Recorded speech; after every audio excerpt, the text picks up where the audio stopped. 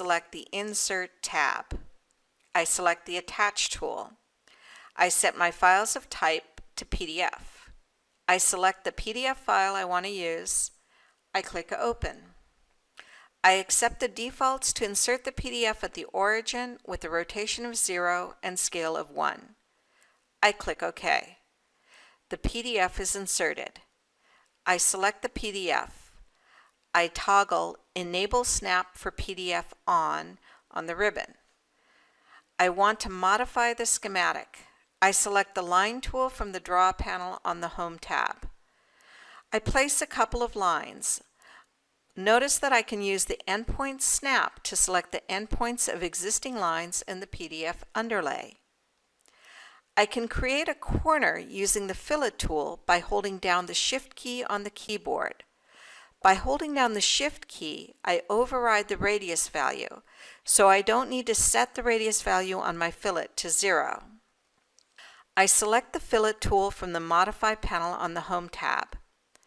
I right-click and select Radius. I set my radius to 0.5. I select one line. I hold down the Shift key and select a second line that is perpendicular to the first line. And I created a corner without having to change my radius to 0. I'm going to switch to another drawing and attach an XREF. I type XREF to open the XREF Manager. I select Attach Drawing.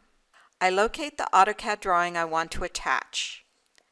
I accept the defaults to insert the PDF at the origin with a rotation angle of 0 and scale of 1. I click OK. Once again, I can snap to the endpoints inside of the XREF to place some additional wire lines.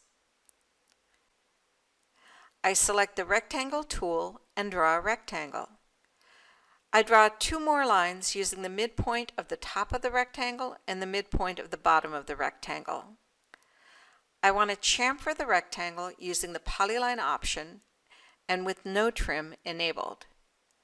The chamfer tool is located in the flyout under the Fillet tool. I select the chamfer tool from the Modify panel on the ribbon. I right-click and select Trim. I select the No Trim option. I right-click and select Polyline to select the Polyline option. I right-click and set the start distance to 0.1, and I set the second distance to 0.1. I select the rectangle. The chamfers are placed. Notice that the corners are not trimmed. I right-click and select Repeat Chamfer. I right-click and select Trim. I select the Trim option. I right-click and select the Multiple option. This allows me to continue placing chamfers until I press Enter to exit the command. I select some lines to be chamfered. I place two chamfers using the Trim method.